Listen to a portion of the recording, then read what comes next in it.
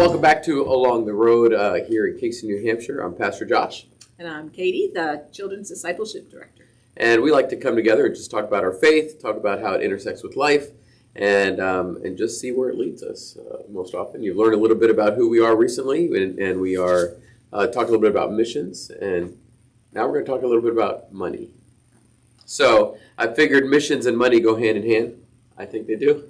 They certainly are dependent upon They are dependent upon each other. Missionaries are often supported, especially American missionaries, are often supported by people, churches or individuals, or a combination of both. Many people who go to church talk about what their church is doing for mission, whether it's a local one, a foreign one, or something in between. And, of course, there's a lot of talk about what we do with our money and what that means. We put it in our service, even as an act of worship, as an act of service. Because it's not mine. I'm a steward of what God has given me. And we're returning that back. And people talk about things, offering and tithes and those types of things. And money is a very touchy issue with a lot of people. Money is a very touchy issue. And part of it is because, I think part of it is because we feel like we've earned it all. Mm-hmm. But if you go backwards a little further, at least in my view, who gave you the ability to breathe, who gave you the ability to have the brains you're using for the job you have and the skills that you have, it's all a gift from God. And so I see that as we are being good stewards of what He's given us. And there's a difference, there are the Old Testament, Old Covenant sacrifices and offerings and all the different levels of things that were required or asked of in the Old Covenant. And that covenant being completed, it's a little different in the New Testament. There's still the bringing and the giving. We talk about a tithe versus an offering. And people commonly say, a tithe, which literally means a 10%. So giving 10% of what comes in back to your local body, which should be a church or a gathering of believers. And offering is something that is above and beyond that, outside of that. Mm-hmm. That's how I see it. But then there's nuances and questions within that. Yeah, like do you tithe the gross or the net? Right. And, I think you can go either way, but I figure I want to give to God before I give to government. Mm-hmm. So that's how I see it. It's just, it's right. What it does with money, and let's just say money and wealth itself, is it just helps you keep priorities in the right place. Right. Nowhere in Scripture does it actually say it's bad to be a wealthy person. Right. As a matter of fact, there's several wealthy benefactors that help Paul on his missions and others and what they're doing. Well, Joseph of Arimathea gave Jesus his tomb. Gave him a tomb. Yeah, there's a lot of the wealth that is there, and it is used appropriately. It is used honoring. What is said in Scripture, and even is repeated as Jesus speaks in the Sermon on the Mount, is that it's that love of money, this desire that wealth or money becomes the priority. Mm-hmm. And so then you see it in both the Old and the New Testament, where money is often used it's used as a shackles, as a slave, as something that burdens you down, mm-hmm. and you can't run free. And you look at the numbers today. Many people today, high percentage, are living in debt of some sort. They live off of credit cards. They are doing okay in their minds because you can make every payment. Yeah. Living paycheck to paycheck. You make paycheck to paycheck. You make every payment on your credit card, but you're accumulating more and more debt. And some debt, there are emergencies. There are things that happen. Absolutely. A loss of a job, a physical ailment, cancer comes, and we get into these places. A car breaks down, and so there is part of being prepared for that. And maybe you weren't at the time, or you weren't prepared enough, and that's okay. But the idea is, how do I view debt? How do I view money? Mm-hmm. And I think that's an important thing to think of. I listen a lot to a guy named Dave Ramsey. We actually teach his class here at least once a year called Financial Peace University. And his whole point is not that his system is the best. There are multiple systems like this, but his whole point is to get out of debt. Right. That you owe nothing to anybody, and it actually frees you. It's a great feeling. It's a great, great feeling to owe nothing in that sense. So what I figured we'd do today, unless you want to talk a little bit before that, is enter into what is his view, these what they call 7 steps, baby steps, sure, And you can Google them. They're really easy. I Googled them. I had like all these images right away. Here's the largest print one for you. My glasses are downstairs. My glasses are downstairs too, but I do know these very well. They're called baby steps for a reason. Most people who think of Dave Ramsey, they're in debt. And most people who enter this plan, one way or another, within 18 to 24 months, they say on average, are completely debt-free except for the house. Some people add the house in there. But what it is a purposeful shift in mindset. It's a purposeful shift of being the owner of your finances instead of your finances owning you. And so they say have phrases like, every dollar is given a name and given a purpose. Every dollar has its place. And so you have to have a sit down monthly and go over budgets. And what's interesting is I've listened to Dave and his crew as they talk. It's not just about money. Money's about relationships. And people call in who are married, but they've had separate finances. And in their view, and I would say in my view, those should be together. It's not, well, that was his debt that he had before we got married, or her debt that she had before we got married. Well, you married that debt. Two become one. And so now it's our debt. It's our responsibility. It's, and so it really forces a high level of communication that actually helps marriages too. One of the largest reasons for divorce in America today is arguments over money. I'm not surprised. So imagine if we or the people would have been on the same page, in the same struggle, in the same fight. You don't have to agree on everything, but you're learning to communicate that, learning to, give up something. Prioritize. And prioritize where you're going. And so his baby steps have a specific method, and the first 3 or 4 are very intense. He calls it, it's like running the race like a cheetah. You're going as fast as you can, as hard as you can. It's not forever. That's the point. It's a sprint. Yeah, and so what you need to do is realize, we're in debt. So the first thing you need to do is sit down and just, I don't know if you've ever done it, sit down and just count your finances. Here's the paychecks that are coming in. There's a number. Here are all the bills this month. And it could change slightly every month. Like in my household, we get a water bill every quarter, not every month. Or an excise tax. Or an excise tax. So where do they land? Or am I going to save for that? So you lay it all out. And most people discover that. And then on this other column, all the debts you owe. Every credit card, every student loan, every hospital bill, anything that is not paid off fully. And at the bottom, I'd put the house, because even Dave Ramsey says in these first 3 steps, the goal is to pay everything else except for the house. The house, which most people have, is a much larger, purposeful debt that you can then begin to attack down the road. And what's interesting to me is that a lot of people have different theories on how you attack debt. There's 2 major ones. Okay. The 2 major theories come down to, I lay out all my debt, and usually it's car loans, credit card debts, student loans. Yeah, sure. And one theory says you look at the interest rate, and you pay off the highest interest rate first to the lowest interest rate. And the other theory says you look at the size of the debt, monetary amount, the principal amount, and you start with the smallest one first, and don't even pay attention to interest rate, and then you pay off your way down to the largest one. And you can actually find a lot of different videos that compare these two, and they both work. Technically, if you do the smallest one to the largest one, you do end up paying a little bit more money to pay off. When you do the interest rate one, you pay less money because you're knocking off that interest rate. But what they have found is that the completion rate, the people who actually go through the process, almost very few of them actually make it through the one where they do the percentages first. But the ones that do what Dave Ramsey calls a debt snowball, where he does the smallest debt first and you work your way up, most people will complete that one. And then they do different things, end up completing faster. And Dave Ramsey will acknowledge that, but he'll say it's a psychological game.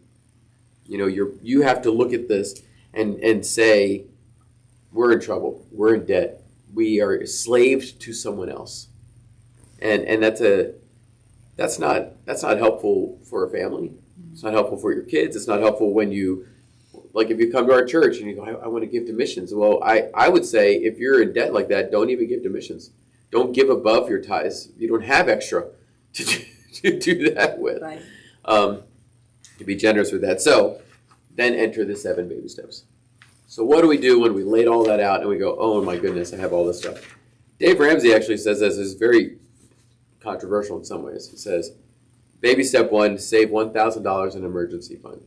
Now some people will say, well, I have $10,000 set aside for emergency fund. And he would say, use $9,000 to pay off debt and only have $1,000 during this period, which is scary. Mm-hmm. Admittedly scary. But there are some people who don't even have $1,000. Mm-hmm. So your first goal is, can I save $1,000? And so before you get started trying to pay off anything, you need to have a way to deal with little unexpected things. You know, there are times where I hear him talk about pausing paying off debt. If you realize you're expecting a child in 6 months or 9 months, you know, and okay, pause paying off debt and build up what you're using. All extra money goes towards saving for when the baby to come. When you know mom and baby are safe, go back to paying off debt. So there's flexibility in it, but that first step is important. Can you save $1,000? And I know a lot of people in a younger generation don't have that.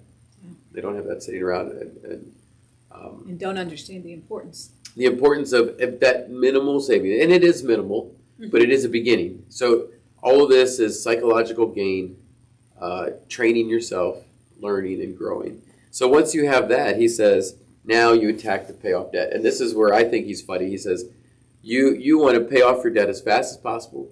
You want to arrange any extra funds. You want to get extra jobs. He says you want to sell so many things in your house, your kids are afraid they're next. You know, it's that mindset. And you know, he'll use words like, you know, we'll eat rice and beans and rice. Like, no more going out, no more of this, like, no more vacation. Even there are people who pay off hundreds of thousands of dollars of debt, and they said, well, we didn't go on vacation for 3 years because this is that important. And then they have that freedom to do that. And they arrange smallest to largest. Mm-hmm. So whatever it is, and if you have a student loan and there's multiple loans within that, arrange them smallest to largest. The only thing that supersedes that is if you owe taxes to the government. In which case, it doesn't matter, pay that off first. Just get that out of the way. But you would pause, if you are older, you would pause any retirement savings that you're doing. You use that extra money to pay this off. You pause anything, you sell things. Look at your cars. If you owe money on cars, maybe it's time to sell a car and get a $3,000 car for a year. Or two. Yeah. And then you'll be able to pay cash for another used car in the future. Mm-hmm. But each one of those things are gains that you're learning. Every month you're sitting down.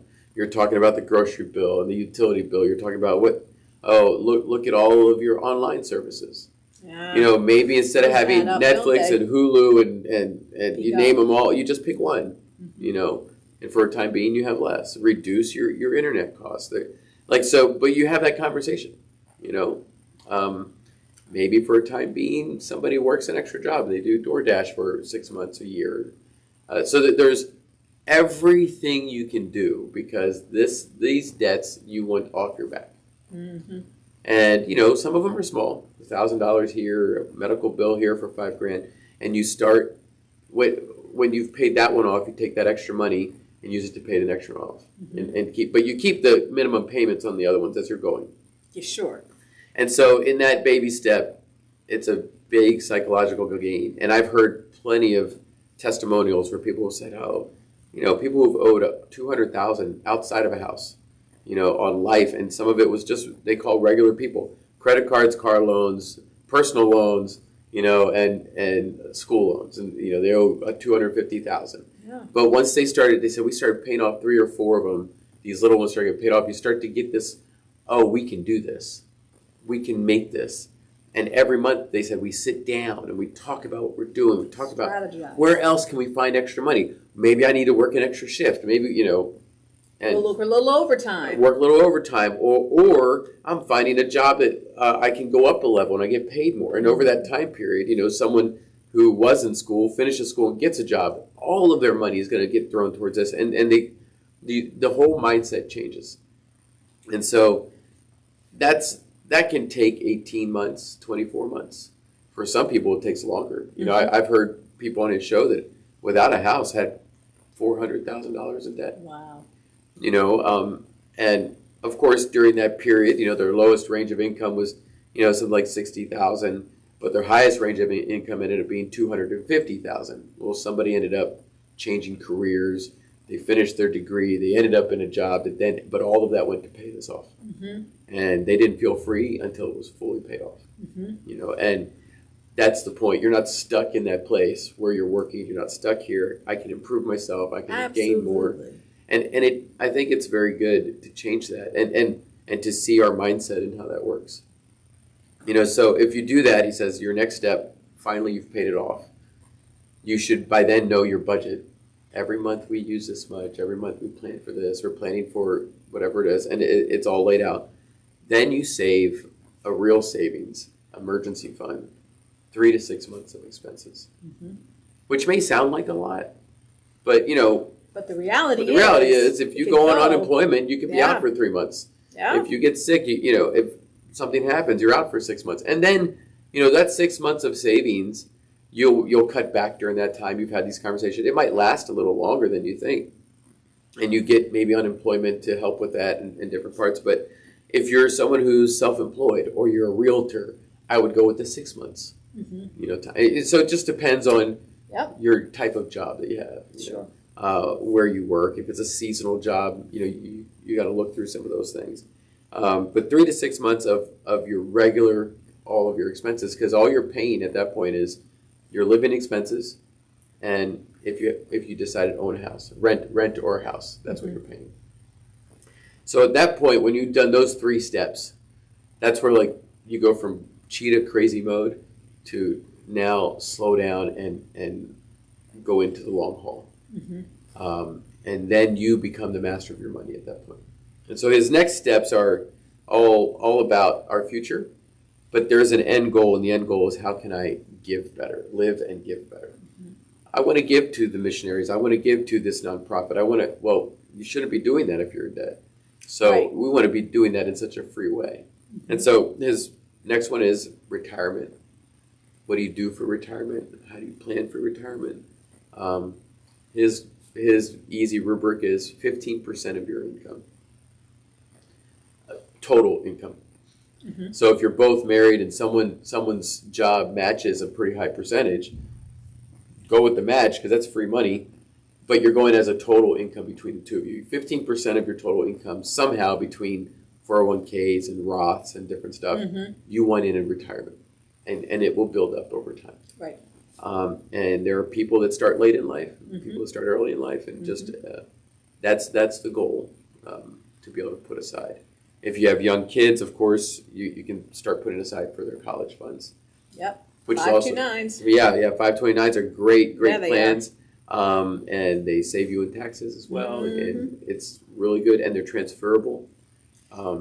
Between family members. But well. Now, just this year, you can, if you haven't used all of your 529 and you're now not going back to school, you can roll it over into a Roth IRA without penalty. Yes, which would be great for a college kid who's now starting off to already have a Roth started. Yep. Yeah, they're great plans. Family members, like grandparents, if they want to help with college, they can add into that. Absolutely. Doing that. So there's lots of how do I help my kids for college? We just start as early as you can, but also teach them that a degree is a degree. You can go to Harvard for a degree in English, or you can go to University of New Hampshire for a degree in English, and in the end, you have a degree in English. And one costs you a third of the other.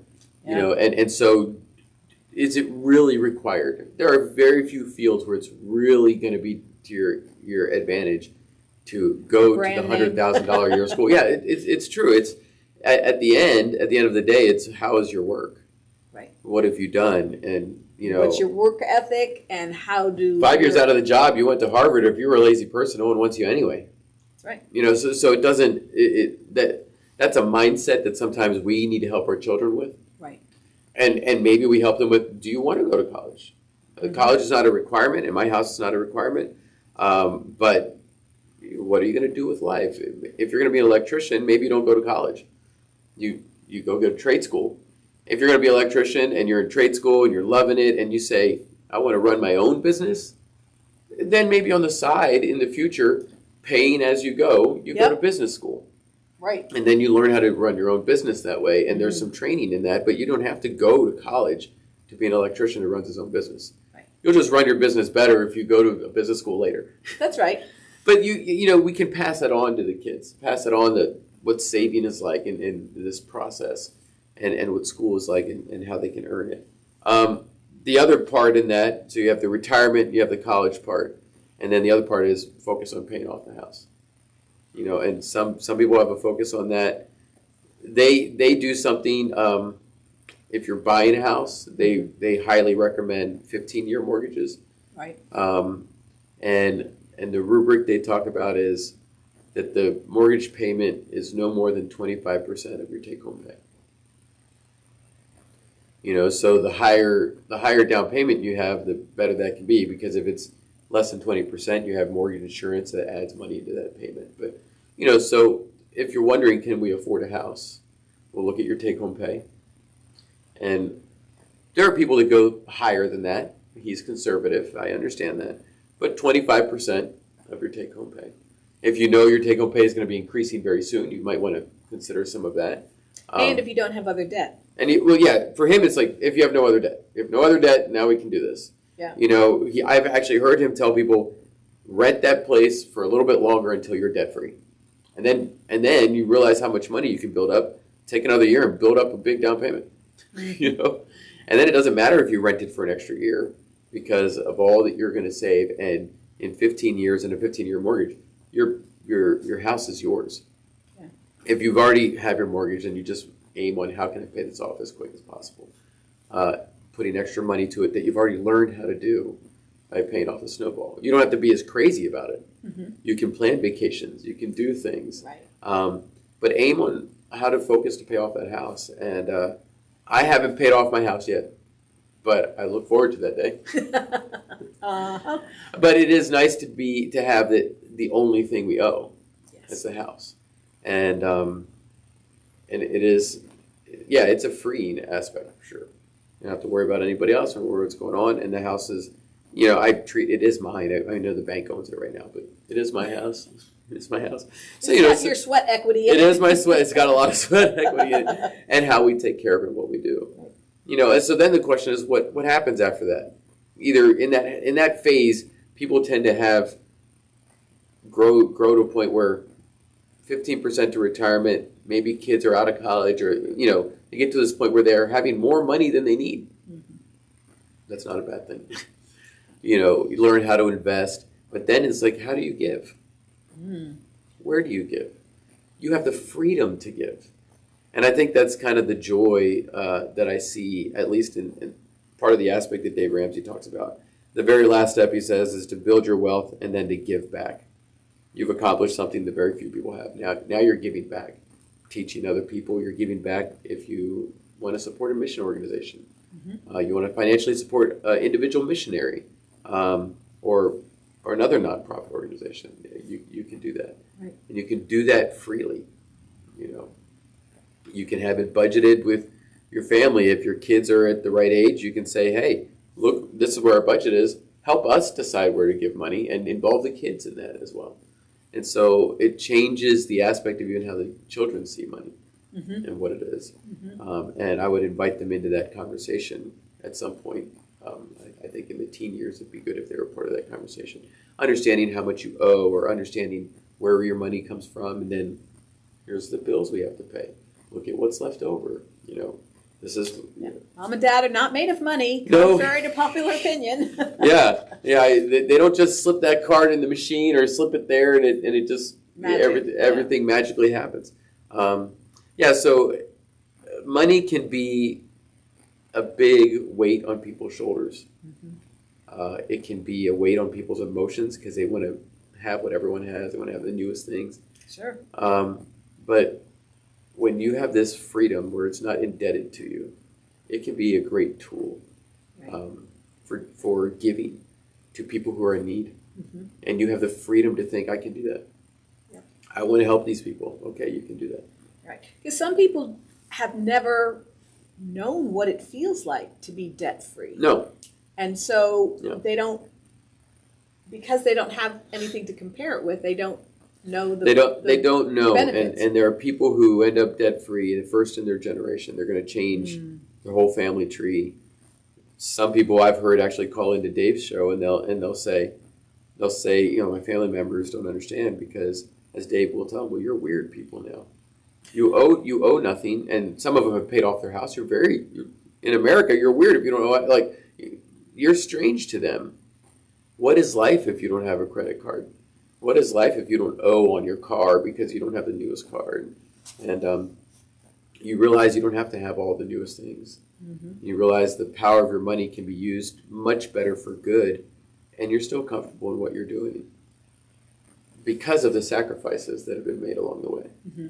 Or, as some people would call it in and said, yeah, in the middle of all that process that they had, my wife had cancer, my husband had cancer, and because of the emergency fund, because we had this set up, we were able to come through it and to cash flow. Or I remember one said, my husband went back to school and got his master's in something, and we cash flowed that. We paid that. We looked at our budget. We weren't going back into debt again, and we were able to, and it changed everything. And he went from, having a job that was okay, but to a career that he loved, and actually ended up making a lot more for them because of this aspect, and the freedom to do that because they weren't indebted. I want to change career. Well, I owe too much money to leave everything and go to school. Right. I can't do that. Can't cut bait. So there's a freedom to it. Mm-hmm. I think when we view money appropriately as God would have us view it, there's a freedom to it, and as a tool, and as the wealth being tiny or big, however you want to, but the wealthiest people, I think, even with small bank accounts, are ones that don't owe anybody else. Yeah. It is tremendously freeing to not owe anybody else. And you can say, if you're at a job, I really don't need to be here. I don't need to be treated this way. Some people stay at a job because they feel so forced there, and maybe it's a toxic situation. But don't have another option. They don't have another option. Well, you know what? I have an emergency fund, and I'm good at what I do. I'm going to go find a job somewhere else, and I'm just leaving now. And I can take a month and go look for another job. Mm-hmm. Work on the side as I need to, but it's so freeing. Sure. And I think it would be good for anybody, believers or not, to kind of enter into this and have freedom. So it does change how you view money. And you can use the baby steps, or not. Or not. But I think the aspect of owing nothing to anybody is a very biblical aspect. Proverbs talks about that in several places. And then the ability to give freely. Mm-hmm. Those two things would drive all of it for me. To be free, to be able to give. That's right. I think that's the biggest thing. Yeah. So I don't know where you guys stand on that and what you think about that, but hopefully you can be free. And if you have questions about this, usually once a year we have a Financial Peace University class. It's usually in the winter, so near January. So, but you can always go check them out. And there's classes all over the country. You can click on. I think they even have online version. It's like an 8-week course they go through. Yep, and it's a great thing to teach your kids. Yes. As well. Yeah. So that if you can prevent them from even getting into debt, or at least very much debt. Sometimes student debt is something you don't have a choice over, but it's good. Brought along a book. Okay. This is not Financial Peace University. It's called Whatever Happened to Penny Candy. Yes. It is for upper elementary and middle school kids. Yeah. Particularly, but it's the subtitle is A Fast, Clear, and Fun Explanation of the Economics You Need for Success in Your Career, Business, and Investments. That would be good. It is, and it's written as a series of letters from an uncle to his nephew. Yep. And, so it goes into all aspects of economics, not just debt. Yeah. Yeah, I think it's important for that. And I know that Ramsey's not the only one, but he has a public school version of his class that can be used in public school and is used in high schools and in churches. He has a business version that, if you're a business owner, you can offer to your employees.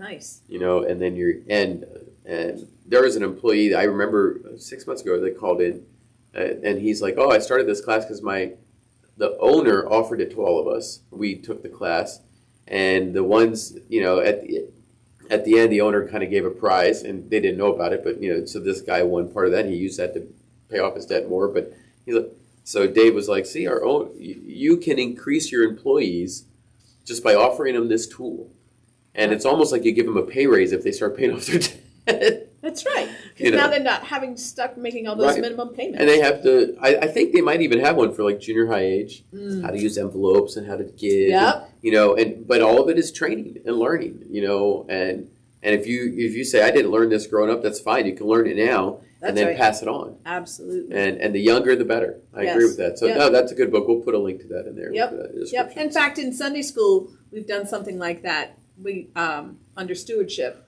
Yeah. We had 3 containers, money for me, money for God, and money for others. Yes. And kids can, whenever they get money, allowance or birthday or whatever, split it up. They can split it up any way that they want, as long as they put something in each one. Yeah. It's a good beginning. It's a very good beginning. Understanding, yes. It's not all for me. No, it's not all for me. Well, if we could all learn that, it's not all for me. Oh, boy. So, well, it's just a beginning conversation. There's always more, but take time to sit down with someone in your house, maybe your spouse, and really just go over your finances and think about that and say, how do we honor God best with this? I think that's the end goal. That's right. So, until next time. Take care.